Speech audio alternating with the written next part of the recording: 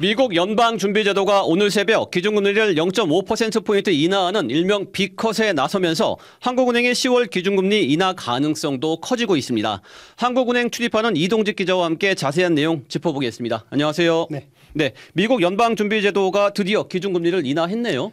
그렇습니다. 연준이 우리 시간으로 오늘 새벽에 기준금리를 0.5%포인트 인하하는 이른바 빅컷을 단행했습니다. 2020년 코로나19 팬데믹 이후에 4년 반 만에 인하입니다. 먼저 최철 워싱턴 특파원의 리포트 들어보시겠습니다. 미국의 최근 경제 지표는 인플레이션이 잡힐 듯 말 듯한데 노동시장이 냉각되는 다소 모호한 결과가 도출됐습니다.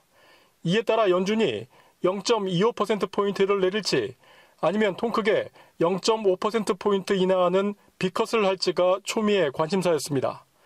연준의 판단은 기준금리 상단을 5.5%에서 5%로 내리는 빅컷이었습니다. 이로써 2%포인트로 역대 최대였던 우리나라와의 금리 격차도 1.5%포인트로 줄었습니다. 제롬 파월 연준 의장입니다.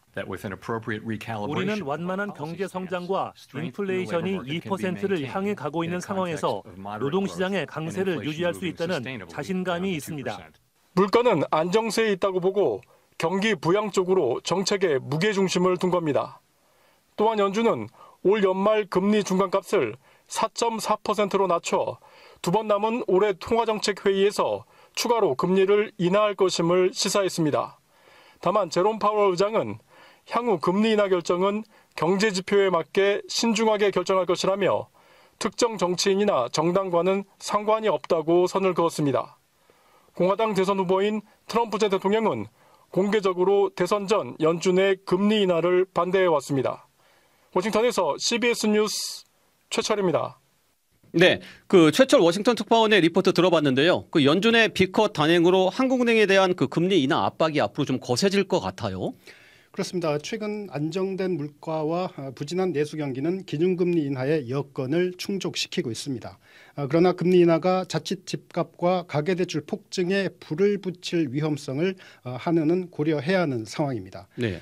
최근 들어서 정부와 여당에서 기준금리 인하 주장을 계속 해오지 않았습니까? 네. 여기에 미국이 빅컷으로 피벗을 시작한 만큼 우리도 금리 인하로 경기 하강에 선제적으로 대응해야 한다는 목소리가 커질 수밖에 없다. 이렇게 볼 수 있겠습니다. 네, 그렇군요. 통화정책 전환의 가장 큰 전제 조건이 물가 안정이잖아요. 그런데 물가 안정에 대해서는 한국은행도 좀 긍정적으로 보고 있지 않습니까? 그렇습니다. 한은도 물가 안정에 대해서는 자신감을 나타내고 있습니다. 8월 소비자 물가 지수 상승률은 2.0%로 2021년 3월 이후에 3년 5개월 만에 가장 낮았습니다. 네.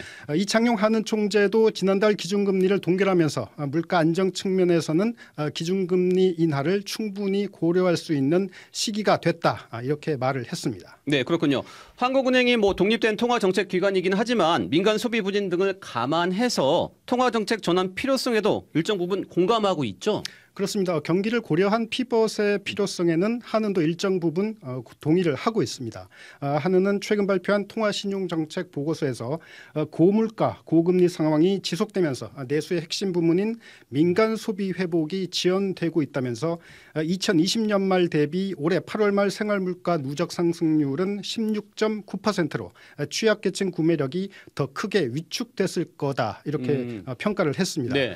그리고 가계대출이 크게 늘어난 상황에서 고금리 등으로 인한 원리금 상환 부담도 소비 여력 개선을 제약하는 요인이다 이렇게 진단을 했습니다. 네. 한은은 향후 기준금리 인하 시기와 속도를 결정하는 데 가장 중요하게 고려할 요인으로도 금융 안정 리스크와 함께 성장 흐름을 꼽았습니다. 네, 그렇군요.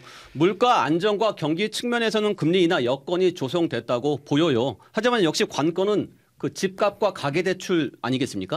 그렇습니다. 최근 집값과 급증하는 가계대출 때문에 금리 인하의 핵심 조건 가운데 금융 안정이 충족되지 않은 상태입니다. 네. 한은은 이 부분을 가장 주목하고 있습니다. 지난달 기준금리 동결 이후에 이창용 총재가 기자회견에서 한 말을 직접 들어보시겠습니다. 저희는 금융 안정이 목표고 금융 안정을 결정하는 중요한 요인 중에 하나가 부동산 가격과 가계부채이기 때문에 한은이 이자를 급히 낮춘다든지 유동성을 과잉 공급함으로써 부동산 가격 상승의 심리를 자극하는 그런 실수는 범해서는 안 된다고 생각하고 있고. 네, 지난달 사상 최대 증가폭을 기록한 은행권 가계대출 급증세는 최근까지 뚜렷한 감소를 보이지 않고 있습니다. 네. 국내 5대 은행의 지난 12일 기준 주택담보대출 잔액은 570조 8천억 원으로 8월 말보다 2조 1천억 원 늘었습니다.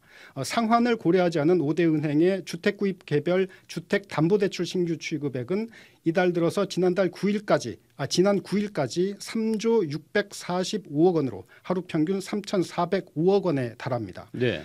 8월보다는 15%가량 적지만 7월이나 6월과 비교해서 큰 차이가 없는 수준입니다. 그렇군요. 우리 금융당국이 그 가계부채 대책으로 9월부터 2단계 DSR 규제도 시작했는데 효과가 아직 나타나고 있지 않나 봐요. 네, 이달 들어 2단계 스트레스 DSR 규제가 시작이 됐고 은행권이 잇따라 주택자 주택담보대출까지 막고 있는데도 대출 감소폭이 예상보다 크지 않습니다. 네. 은행의 주택구입 목적 주택담보대출 신규 취급액은 대부분 부동산 구입 단계상 잔금일에 나간 대출이지만 국토부 실거래 공개 시스템의 주택거래 통계는 계약일 기준이기 때문에 시차가 존재합니다. 이에 따라서 7월이나 8월까지 수도권 아파트 매매 거래량이 계속 늘었다면 은행의 주택구입 담보대출 신규 취급액 실적은 9월이나 10월, 11월까지 늘어날 가능성이 있습니다. 네, 가계대출이 이처럼 빠르게 증가할 경우에 정부가 추가 수단 시행 가능성도 내비쳤죠. 그렇습니다. 최상목 부총리 겸 기획재정부 장관은 오늘 거시경제금융회의에서 미국의 기준금리 인하와 관련해서 높은 경계심을 갖고 관계기관과 긴밀히 공조해 대내외 상황 변화에 대응하겠다 이렇게 밝혔습니다.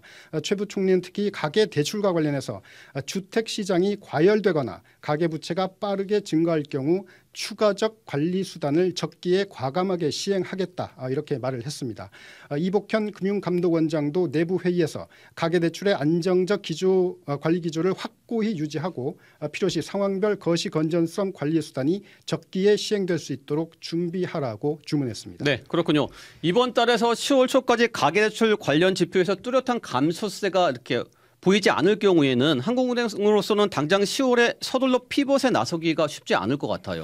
네, 그렇습니다. 이창용 총재는 지난달 기준금리 동결 직후에 10월 인하 가능성에 대한 질문에 대해서 10월에는 여러 경제 지표를 보고 판단해서 결정을 할 것이고 11월에 인할 수도 있다. 그리고 어느 방향이라고 지금 말씀드리기는 어렵다고 말을 했습니다. 집값 상승과 가계부채 급증세가 뚜렷한 감소를 보이지 않을 경우에 10월 금리 인하도 쉽지 않은 상황입니다. 네, 그렇군요. 여기까지 듣겠습니다. 경제부 이동직 선임기자 수고하셨습니다.